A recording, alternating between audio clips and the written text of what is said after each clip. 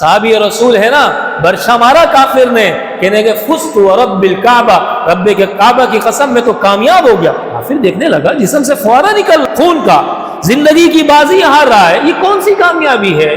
بیوی بیوہ ہو رہی ہے، کیسی کامیابی مل رہی ہے؟ بچے یتیم ہو رہے ہیں، کیسی کامیابی مل رہی ہے؟ زندگی سے ہاتھ دھو بیٹھا ہے، کون سی کامیابی اسے مل گئی؟